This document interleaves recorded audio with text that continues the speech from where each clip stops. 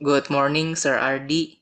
Here, we, as a team consisting of John Alvin, Johannes Willems, and Doni Sanjaya, will present to you our analysis of speech act, implicature, and politeness strategy in the film Civil War. This is our table of content consisting of 4 parts. The first part being the context of the movie, the second, the speech act analysis, the third, the implicature analysis, and lastly, the fourth, the politeness strategy analysis. To start off our presentation, I would like to inform you the context about the movie itself. Civil War was made in 2024, directed by Alex Garland and produced by A24 Picture. It is a dystopian drama set in the near future of America, where 19 states have been seceded from the Union, plunging the country into chaos. The film follows a group of journalists navigating this fractured landscape, capturing the horrifying event as they unfold. The main cast itself consists of 3 persons, including Lee Smith, a renowned photojournalist, Joel, a journalist, and Leslie Jesse, an aspiring young photographer or an amateur photographer. To start things off, we'll be making an analysis on speech act analysis, the pragmatic force. At minute 0 to 27, an utterance was made. The utterance itself is right here. God bless you all and God bless America. The context behind the dialogue, God bless you all and God bless America, is that the speech was said by Mr. President of USA, that we don't know the name, through the television, broadcasting it to the entire country, assuring that the Civil War will end. The locution of the utterance itself is assurance. The actual utterance of the words are God bless you all and God bless America. The elocution of this utterance is assurance as well. Here, the president aims to reassure or assure and comfort the American publics, instilling hope and confidence that the war is nearly over. For the perlocution, it is assurance as well.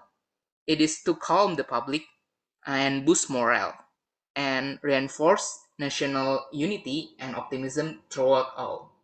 But depending on the audience perception, it could either successfully reassure them or make them skeptical of the future. For the velocity condition of Charlie, the proportional context is the future act of the USA president assuring the audience the American through his speech or his blessing.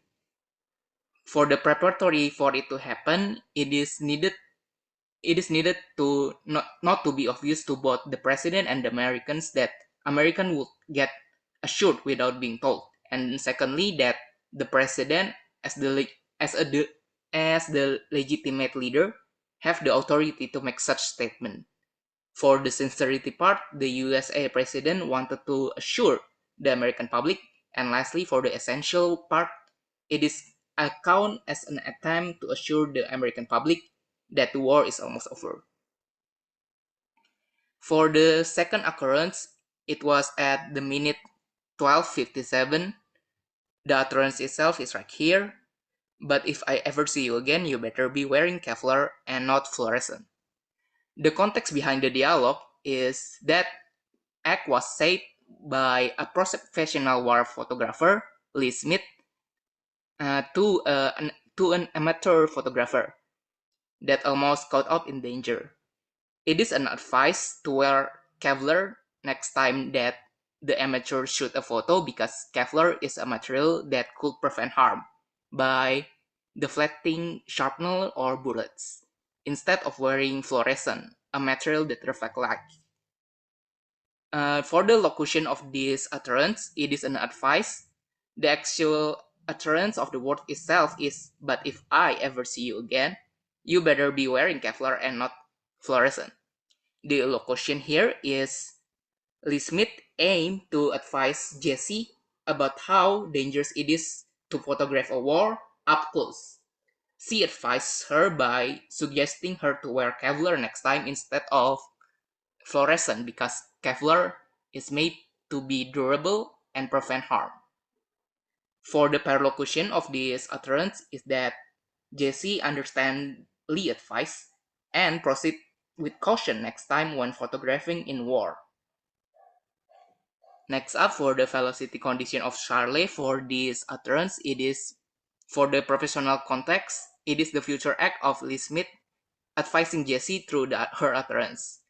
The preparatory of these utterance are: 1. Lee has some reason to believe that her advice would benefit Jesse, and secondly, Lee think it is obvious to both Lee and Jesse that Jesse would wear Kevlar without being asked.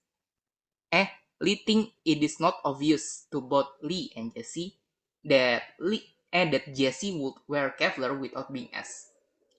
For the sincerity part of this utterance, it is Lee believed that Jesse would be benefited by her advice. And lastly, for the essential, it is count as an undertaking to the effect that wearing Kevlar is not on Jesse's best interest, since she uses fluorescent in the war itself, and she is oblivious to the fact of it. Okay, next up is implicature analysis. Okay. Next is the implicature analysis. Here we can see in the left screenshot that the person is asking a question, staying in New York a while or venturing out. But then the right screenshot said FU. Now here the answer violated the maxim of relevance. Sammy, the questioner, asked a yes or no question to Joe, the respondent, about whether he's staying or not. But instead of giving an actual answer, like yes or no, Joe instead answered FU, making the answer irrelevant. Now, next is in the left screenshot. The question is, what the F is that girl doing here? On the right is the answer, right. So she came over to the table last night after you went to bed, and we got talking, and she's very cool and wanted to take along. The answer violated the maxim of quantity. Lee, the questioner, asked a question about why she, Jessie, came along with them to Joe, the respondent.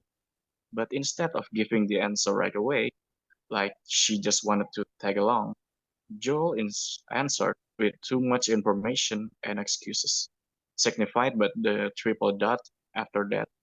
A time skip happened before finally answering that she just wanted to tag along. Alright, lastly is the politeness strategy, starting from Brown and Levinson. Okay, I will discuss about the politeness strategies, Brown and Levinson. And the screen, we can read the girl say, take this, and oh no, I can do that. And the utterance, take this, uttered by Lee Smith is considered bold on record. It is considered one because Lee Smith gives Jessie a direct order to wear her Kevlar vest to protect herself from harm. Next slide, please.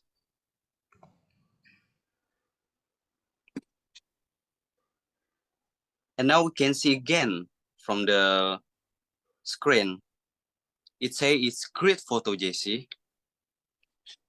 And the utterance is great a photo, Jessie, uttered by Lee Smith is considered a praise maxim. It is considered one because Lee Smith, as a professional photojournalist, give a compliment or praise about Jessie photos that are considered amateurs. Alright, that will be all for our presentation. Thank you for hearing us until the end. That's it. Thank you. Uh, Thank you, sir.